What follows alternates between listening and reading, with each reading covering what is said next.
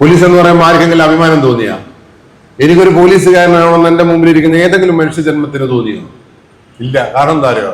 Police എന്ന് പറയുമ്പോൾ നിങ്ങളുടെ മനസ്സിലേക്ക് ഓടി വന്ന സാധനം എന്താ അറിയോ? ആ വളവ് നെൽമെറ്റ് പിടിക്കുന്ന ജന്തു, മൂന്നാളെ പോവാൻ സമ്മതിക്കാത്ത വേട്ടക്കാരൻ, സീറ്റ് ബെൽറ്റ് ഇട്ടില്ലെങ്കിൽ ഓന്റെ കുടുംബത്തിലാണോ നഷ്ടം സംഭവിക്കുന്നതെന്ന് പോലീസുകാരനെ എപ്പോഴും നെഗറ്റീവായി കാണുന്ന ഒരു സമൂഹത്തിലാണ് നിങ്ങളും ഞാനും ഒക്കെ ജീവിക്കുന്നത്.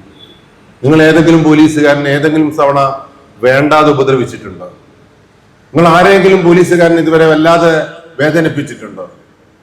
വേദനിപ്പിച്ചിട്ടില്ല എങ്കിൽ നിങ്ങളെ തലച്ചോറ് പോലീസ് എന്ന് പറയുന്ന സാധനത്തെ സങ്കല്പിച്ചിരിക്കുന്നത് ഒരു ഭീകരനായിട്ടാണ്. അത് തന്നെയാണ് ഈ നാടിന്റെ ഏറ്റവും വലിയ പ്രശ്നമായിട്ട് നാം കാണുന്നത്. അതുകൊണ്ട് എനിക്ക് ഈ നാട്ടിൽ നടക്കുന്ന സംഗതികളെ കുറിച്ച് ഞാൻ മാത്രമല്ല, കേരളത്തിന്റെ മുഖ്യമന്ത്രി പറഞ്ഞതെന്ന് അറിയോ? കുട്ടികളുടെ ബാഗ് ദിവസവും പരിശോധിക്കണം. കേരളത്തിൽ ലഹരി മാഫിയ അത്രയേറെ വളർന്നിരിക്കുന്നു. ഒരാൾക്കും ആരും അതിനെ തടയാൻ പോകുന്നില്ല. പക്ഷെ ആര് തടഞ്ഞാലും സ്വന്തം ബാപ്പയും ഉമ്മയും മക്കളുടെ ബാഗ് പരിശോധിച്ചിട്ടില്ല എങ്കിൽ നിങ്ങളെ മക്കൾ എങ്ങോട്ട് സഞ്ചരിക്കുന്നു നിങ്ങൾക്ക് മനസ്സിലാക്കാൻ പറ്റൂല എന്നാണ്. കേരളത്തിന്റെ പുതിയ DGP, ഇന്റലിജൻസ് ബ്യൂറോയിലെ തലവനായിരുന്നു അദ്ദേഹം കഴിഞ്ഞ ആഴ്ച ചാനലിന് നൽകിയൊരു ഇന്റർവ്യൂ ഉണ്ട്. ആരെങ്കിലും കണ്ടോ അത്? കേരളത്തിൽ ഡ്രഗ് ടെററിസം നടക്കുന്നു. ഈ നാടിനെ നശിപ്പിക്കാൻ, ഈ നാട്ടിലെ മതത്തെ നശിപ്പിക്കാൻ, ഈ നാട്ടിലെ രാഷ്ട്രീയത്തെ നശിപ്പിക്കാൻ, ഈ നാട്ടിലെ പൊതുസമൂഹത്തെ നശിപ്പിക്കാൻ ഡ്രഗ് ടെററിസം വരുന്നുണ്ട് എന്ന് മുൻകൂട്ടി കണ്ടൊരു DGPയുടെ നാടായിരുന്നു. ആരെങ്കിലും അതിനെതിരെ എന്തെങ്കിലും പോരാട്ടം നടത്തി അല്ലെങ്കിൽ എന്തെങ്കിലും ഒരു ജാഗ്രത സ്വന്തം വീട്ടിൽ? അതുകൊണ്ട് എനിക്ക് ഈ ചീനാടത്ത് മക്ക മുറുസിനോട് അനുബന്ധിച്ച് നടത്തിയ ഈ ഒരു പരിപാടിയിൽ വന്ന ആളുകളോട് പറയാനുള്ളത് എന്താ? നിങ്ങൾ ഇന്ത്യ ഒന്നും നന്നാക്കാൻ തൽക്കാലത്തേക്ക് നിൽക്കണ്ടേക്ക്. അതിനെല്ലാം ഇവിടെ ആളുണ്ട്, ഒലെന്തെങ്കിലും ആയിട്ടെ. കേരളം നന്നാക്കാൻ നിങ്ങൾ മെനക്കെടണ്ട. ഈ കോഴിക്കോട് കോർപ്പറേഷൻ നന്നാക്കാൻ നിങ്ങൾ നിൽക്കണ്ട. ആരെങ്കിലും അങ്ങ് നന്നാക്കിവിട്ടെ. നിങ്ങൾക്ക് നന്നാക്കാൻ കഴിയുന്ന ഒരു സ്ഥലമുണ്ട്. എവിടെയാണ്? നിങ്ങളെ സ്വന്തം വീട്. എന്റെ സ്വന്തം വീട് സുരക്ഷിതമാണെന്ന് നെഞ്ചത്ത് കൈവച്ച് പറയാൻ കഴിയുന്ന രക്ഷാകർത്താക്കളായി മാറുക. അത് മാത്രമാണ് ഈ നാടിനെ രക്ഷിക്കാനുള്ള ഏറ്റവും വലിയ തന്ത്രവും മന്ത്രവും. നിങ്ങൾ അങ്ങട്ടയിലേക്കൊന്നും നോക്കണ്ട. നമ്മളെ കുറ്റങ്ങളെല്ലാം കണ്ടുപിടിക്കാൻ അങ്ങട്ടയിലല്ല ആയുണ്ട്. അതാണ് നമ്മളെ വീട്ടിനെ സുരക്ഷിതമാക്കാൻ നിങ്ങൾ മാത്രമേ ഉള്ളൂ. നിങ്ങളെ മക്കൾ, നിങ്ങളെ ഭാര്യ, നിങ്ങളെ കുടുംബാംഗങ്ങൾ സുരക്ഷിതരാണെന്ന് ഈ നിമിഷം മുതൽ ഉറപ്പുവരുത്തിയാൽ നിങ്ങൾക്ക് രക്ഷപ്പെടാം. ഈ നാടിന്റെ ഭീകരത കാണണമെങ്കിൽ നിങ്ങൾ ഇങ്ങോട്ടൊന്നും വേണ്ട. ഈ കടപ്പുറത്തുകൂടി ഒന്ന് ബേബി മെമ്മോറിയലിന്റെ അതിലൂടെ കറങ്ങിയിട്ടൊന്ന് നിങ്ങൾ വന്നാൽ മതി. ബേബി മെമ്മോറിയൽ ആ എരഞ്ഞിപ്പാലത്ത് ഒരു പാർക്കുണ്ട്. ആ പാർക്കിന്റെ പേരെന്തായാലും ശരി, എല്ലാം നിങ്ങൾക്ക് അറിയുകയും ചെയ്യാം. ആ സരോവരം പാർക്കിലൊന്നും അങ്ങ് ചെന്ന് നോക്കുക. നിങ്ങളിങ്ങനെ നടന്നു കൊടുക്കുമ്പോൾ പെട്ടെന്ന് ചില മരങ്ങളെല്ലാം ഇങ്ങനെ ഇളകുന്ന കാണും. പേടിക്കരുത്. ഹൊറർ സിനിമയിലെ പോലെ അങ്ങനെ ചില മരങ്ങൾ മാത്രം ഇളകുന്നുണ്ടെങ്കിൽ നിങ്ങൾ അതിന്റെ ചോട്ടിലേക്ക് നോക്കിയാൽ അതിന്റെ ചോട്ടിൽ ഒരു ആണും പെണ്ണും കുത്തിരിക്കുന്നുണ്ടാവും. ഇനി നട്ടുച്ചൊക്കെ കടപ്പുറത്തൂടി ഒന്ന് പോവുക, ഇങ്ങനെ ഒരു കൊട ഇങ്ങനെ വിടർന്ന് നിൽക്കുന്നുണ്ടാവും. അതിന്റെ ഉള്ളിലേക്കൊന്നും നോക്കിപ്പോകരുത്. ഇത് കോഴിക്കോടിന്റെ ഒരു സംസ്കാരമാണോ എന്ന് പലപ്പോഴും തോന്നിപ്പോകാറുണ്ട് എനിക്ക്. പക്ഷെ പല രക്ഷാകർത്താക്കളോടും ചോദിക്കുമ്പോൾ പല രക്ഷാകർത്താക്കളും പറഞ്ഞതെന്ന് അറിയോ? എന്റെ മക്കൾ അങ്ങനെ സരോവരം പാർക്ക് പോവില്ല. കടപ്പുറവും കണ്ടിട്ടേ ഇല്ല. ശരിയാ, കടപ്പുറവും സരോവരം പാർക്കിലും അല്ലാണ്ട് കൃഷ്ണ മെമ്മോറിയൽ ആ മ്യൂസിയത്തിന് അതിന്റെ അടുത്തുണ്ട് കുറച്ച് കാട്. ഞാൻ കഴിഞ്ഞ ദിവസം മാടിയുണ്ട് മരങ്ങൾ ഇങ്ങനെ ആടുന്ന സ്വഭാവം. അപ്പൊ സ്വന്തം മക്കളുടെ സുരക്ഷിതത്വം അല്ലെങ്കിൽ എന്റെ മക്കൾ അങ്ങനെ പോകില്ല എന്ന് വിശ്വസിക്കുന്ന ഒരു സമൂഹത്തിലാണ് നിങ്ങളും ഞാനും ഒക്കെ ജീവിക്കുന്നത്. അവിടെ എനിക്ക് നിങ്ങളോട് പറയാനുള്ളത്, സ്വന്തം വീട് സുരക്ഷിതമാണെന്ന് ഉറപ്പിക്കുക. ഞാൻ കഴിഞ്ഞ ഒരാഴ്ചക്കുള്ളിൽ 2-3 ക്ലാസ് എടുത്തപ്പോ, ഒരു രക്ഷാകർത്താക്കൾക്ക് വേണ്ടി ഒരു ക്ലാസ് എടുത്തപ്പോ ഒരു രക്ഷാകർത്താവും കുട്ടിയും ഒന്ന് കാണാൻ പറ്റുമോ എന്ന് ചോദിച്ചു. പരിപാടിക്ക് ഞാൻ കുറച്ച് വൈകിപ്പോയത് കൊണ്ട് ഞാൻ പരിപാടിക്ക് ശേഷം നമുക്ക് സംസാരിക്കാന്ന് പറഞ്ഞു. വാർത്ത പേരൻസിനോടൊക്കെ നമ്മളിങ്ങനെ കുറെ കാര്യങ്ങളൊക്കെ സംസാരിച്ചതിന് ശേഷം ആ ക്ലാസ് കഴിഞ്ഞിട്ട് ആ പേരൻസിനോട് ആ കുട്ടിയോട് സംസാരിച്ചപ്പോ എന്താണ് പ്രശ്നം എന്ന് ചോദിച്ചപ്പോ പാരന്റ് പറഞ്ഞതെന്നറിയോ? ഈ കുട്ടി 9ാം ക്ലാസ്സിൽ പഠിക്കുന്ന കുട്ടി ഇന്ന് സ്കൂളിൽ വന്നിട്ടില്ല.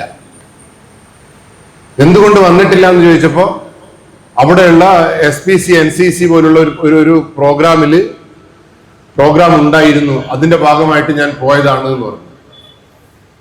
ആ മാഷ വിളിച്ചു നോക്കുമ്പോൾ അങ്ങനെ ഒരു പരിപാടിയേ ഇല്ല. അവസാനം ആ കുട്ടിയോട് സംസാരിച്ച് നോക്കിയപ്പോൾ കുട്ടി പറഞ്ഞതെന്നറിയാമോ? ആ കുട്ടി അവളുടെ ഏറ്റവും അടുത്ത സുഹൃത്തിനോടൊപ്പം ഈ നാട്ടിലൊന്ന് കറങ്ങി വന്നതാന്നാ പറഞ്ഞത്. അപ്പൊ ആ പാരന്റ്സ് മീറ്റിംഗിലുള്ള ആളുകളോട് ചോദിച്ചിരുന്നു, നിങ്ങളെ മക്കളൊക്കെ വളരെ കൃത്യമാണോ, നിങ്ങളെ മക്കളൊക്കെ ഇങ്ങനെ നടക്കുന്നുണ്ടോ എന്നല്ല, ഈ പറഞ്ഞ പോലെ ഫറോവരം പാർക്കിലൊക്കെ പോകുന്നുണ്ടോ എന്നപ്പോൾ എല്ലാ രക്ഷകർത്താക്കളും പറഞ്ഞു എന്റെ കുട്ടി കടുത്ത നിരീക്ഷണത്തിലാണ്. ആ കുട്ടി പറഞ്ഞത് പ്രകാരം ആ സ്കൂളിലുള്ള 10-20ഓളം കുട്ടികൾ ഇത് ദിവസവും ഇങ്ങനെ കറങ്ങുന്നുണ്ട് പോലും. അതുകൊണ്ട് അടിയിലിരിക്കുന്ന മണ്ണ് ഉറപ്പിച്ചിട്ടുണ്ട് എന്ന് മനസ്സിലാക്കിയിട്ട് വേണം നിങ്ങൾ ഓരോ കസേലയിൽ ഇരിക്കുമ്പോൾ. സ്വന്തം വീടുകളിലുള്ള കുട്ടികളെയും ഇനി ആരെയും വിശ്വസിക്കാൻ പറ്റൂല. എനിക്ക് ഇങ്ങനെയൊന്നും വിശ്വാസമേ ഇല്ല. അതാണ് എന്റെ പ്രത്യേകത. എന്റെ സ്റ്റേഷനിൽ കാണുന്ന ഏത് സാധനവും ഇവിടെ നടക്കും. ഈ ചീനാടത്ത് മക്കാമിൽ വന്ന് ആളുകൾക്ക് നടക്കുന്ന എന്റെ പേടി. എന്റെ സ്റ്റേഷനിൽ 3-4 കാര്യങ്ങളാ ദിവസവും നടക്കുന്നത്. ഒന്ന് ഈ MDMA കേസ് ദിവസവും ഒരു പ്രശ്നമില്ല. ഈ നാടിന്റെ ഒരു കുറച്ച് ഭീകരതയും കൂടി എന്താണെന്ന് അറിയാം. കഴിഞ്ഞ ദിവസം നമ്മൾ സ്റ്റേഷനിൽ ഇരുന്നിട്ട് ഇങ്ങനെ ചർച്ച ചെയ്തപ്പോ 4 ദിവസം മുമ്പുള്ള പത്രത്തിലുണ്ടായിരുന്നു 10ാം ക്ലാസ്സിലുള്ള ഒരു കുട്ടിയെ സ്വന്തം അച്ഛൻ, സ്വന്തം ബാപ്പ, സ്വന്തം പിതാവ് ഗർഭിണിയാക്കി എന്നൊരു വാർത്ത ഉണ്ടായിരുന്നു. വായിച്ചു ആരെങ്കിലും? കാസർഗോഡാണ്. അപ്പൊ നമ്മൾ സ്റ്റേഷനിൽ ഇങ്ങനെ ഇരിക്കുമ്പോൾ വെറുതെ ഇങ്ങനെ ചർച്ച ചെയ്തു, എന്തൊരു കഷ്ടമാണിത്. വീടിന്റെ ഉള്ളിൽ ഒരു 10ാം ക്ലാസ്സിലെ കുട്ടിക്ക് സുരക്ഷിതമായിട്ട് ഇരിക്കാൻ പറ്റുന്നില്ല എങ്കിൽ, ആ 10ാം ക്ലാസ്സിലെ കുട്ടിക്ക് ബോധമില്ല എങ്കിൽ ഇത് എങ്ങനെയാണ് നാട് മുന്നോട്ട് പോവുക എന്ന് പറഞ്ഞ് നാവ് ഉള്ളിലെടുത്തിട്ടിട്ടില്ല. 15ാമത്തെ മിനിറ്റ് നമ്മുടെ പോലീസ് സ്റ്റേഷനിലേക്ക് ഒരു പരാതി വരിക, 9ാം ക്ലാസ്സിലെ കുട്ടിയെ അച്ഛൻ, ബാപ്പ, പിതാവ് ബലാത്സംഗം ചെയ്തു എന്ന് പറഞ്ഞിട്ട്. അപ്പൊ കണ്ണടച്ച് തുറക്കുന്ന സമയം കൊണ്ട് അപ്പുറത്ത് കേൾക്കുന്ന വാർത്ത തൊട്ടപ്പുറത്തേക്ക്, നമ്മുടെ വീട്ടിലേക്ക് വരുന്ന ഒരു കാലഘട്ടത്തിലാണ് നിങ്ങളും ഞാനും ജീവിക്കുന്നതെന്ന്. അത് കഴിഞ്ഞപ്പോ വന്ന വാർത്ത എന്താ? 22 വയസ്സുകാരൻ സ്വന്തം അമ്മയെ ഗർഭിണിയാക്കിയെന്ന വാർത്ത വന്നത്.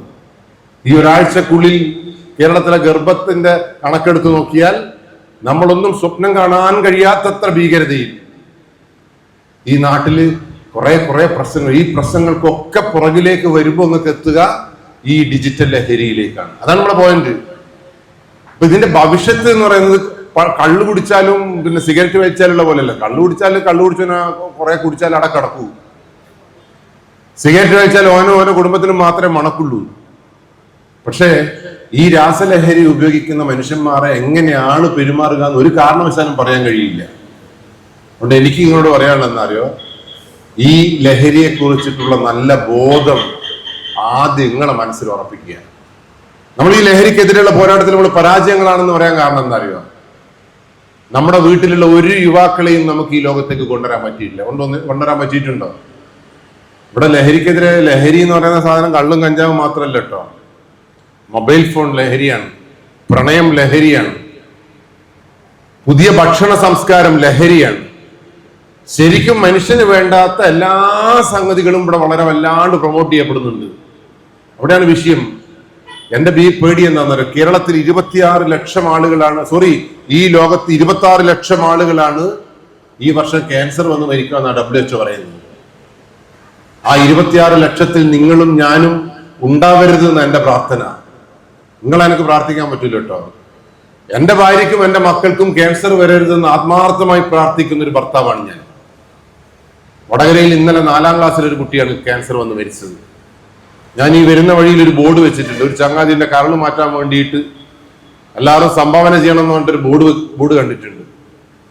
അപ്പൊ സ്വാഭാവികമായിട്ടും ഈ നാട് മുഴുവൻ കരളും ഹൃദയവും ഇങ്ങനെ പോയി പോകുന്നത് എന്തുകൊണ്ടാണെന്ന് ആരെങ്കിലും ചർച്ച ചെയ്തോ? എത്ര കാലമാണ് നമ്മളിങ്ങനെ ഓരോരുത്തർക്ക് വേണ്ടി പിരിക്കാൻ കഴിയുക? അപ്പൊ ഇതൊക്കെ അവസാനം എത്തിച്ചെല്ലുന്നത് ലഹരിയിലേക്കാണ് എന്നുള്ളതാണ് നമ്മൾ. അതുകൊണ്ട് തന്നെയാണ് ഈ കമ്മിറ്റി ഈ പ്രോഗ്രാം എടുത്തിട്ടുണ്ടാവും. അതുകൊണ്ട് 1-2 കാര്യങ്ങൾ മാത്രം പറഞ്ഞിട്ട് നമുക്ക് ക്ലാസ് വൈൻഡപ്പ് ചെയ്യണം. കേരളത്തിന്റെ സ്ഥിതി, ഈ ലഹരിയുടെ സ്ഥിതി നിങ്ങളെല്ലാം മനസ്സിലാക്കിയാൽ തീരുന്ന പ്രശ്നമുള്ളൂ. നിങ്ങളൊക്കെ ഇവിടെ കോൺഫിഡൻസോട് ഇരിക്കുന്ന എന്തുകൊണ്ടാണ് അറിയോ? നിങ്ങളെ വീട്ടിൽ ഇതില്ല എന്നുള്ളത് കൊണ്ടാണ്. ശരിയല്ലേ? കേരളത്തില് കഴിഞ്ഞ വർഷം മാത്രം വിറ്റ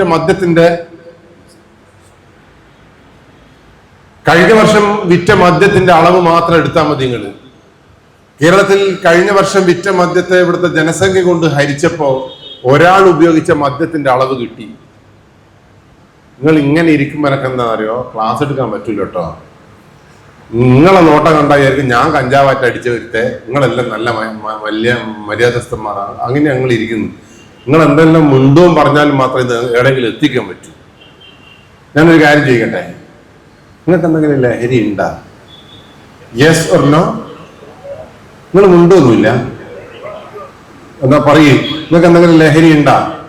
ഇല്ല. തങ്കപ്പെട്ട നാടാട്ടോ ഇത്.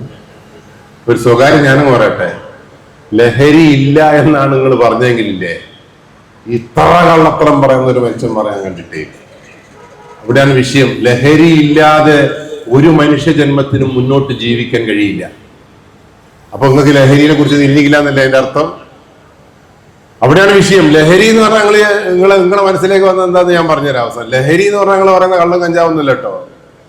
ഏതെങ്കിലും ഒരു സാധനത്തെ, ഏതെങ്കിലും ഒരു പ്രവൃത്തിയെ, ഏതെങ്കിലും ഒരു വസ്തുവിനെ കാണുമ്പോൾ അല്ലെങ്കിൽ ആ പ്രവൃത്തി ചെയ്യുമ്പോൾ സന്തോഷം തോന്നുന്നുണ്ട് എങ്കിൽ, വീണ്ടും വീണ്ടും കാണാനും വീണ്ടും വീണ്ടും പ്രവർത്തിക്കാനും തോന്നുന്നുണ്ട് എങ്കിൽ, അപ്പൊ മനസ്സിനൊരു സന്തോഷം ഉണ്ടാവുന്നുണ്ട് എങ്കിൽ ആ സാധനമാണ്, സംഗതിയാണ്, പ്രവൃത്തിയാണ് ലഹരി. ഏതെങ്കിലും ഒരു സാധനം കാണുമ്പോൾ വീണ്ടും വീണ്ടും കാണാൻ തോന്നുക, എന്തെങ്കിലും ഉപയോഗിക്കുമ്പോൾ വീണ്ടും വീണ്ടും ഉപയോഗിക്കാൻ തോന്നുക, അങ്ങനെ എന്തെങ്കിലും ഉണ്ടോ? രാവിലെ എണീക്കുമ്പോൾ എന്തെങ്കിലും കാണണം അങ്ങനെ തോന്നുന്നുണ്ടോ? അവിടെ കൂട്ടുകാരാ, എനിക്ക് രാവിലെ എണീക്കുമ്പോൾ എന്തെങ്കിലും കാണണം എന്ന് തോന്നുന്നുണ്ടോ? ഒന്നും തോന്നുന്നില്ലെങ്കിലും മരിച്ചാളാണ്.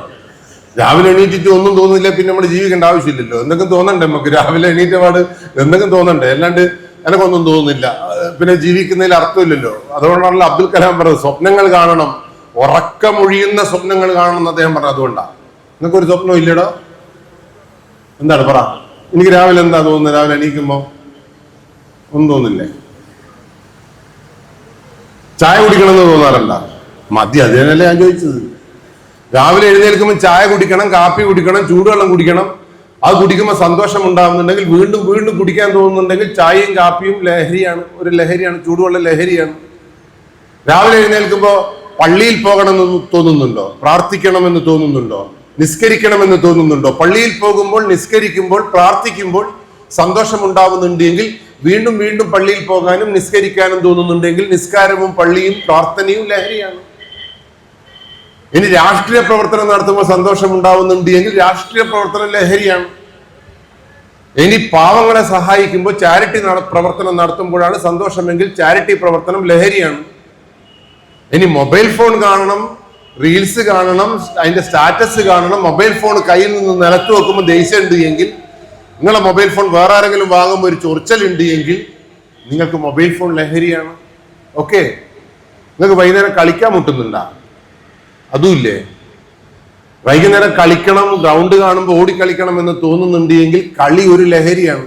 ഓട്ടെ, രാവിലെ എഴുന്നേൽക്കുമ്പോൾ വായിക്കണം എന്ന് മുട്ടുന്നുണ്ടാ? എഴുതണം, പഠിക്കണം അങ്ങനെ തോന്നുന്നുണ്ടാ? ഇല്ല, അത് തോന്നൂല്ല. എനക്കും തോന്നിയില്ല.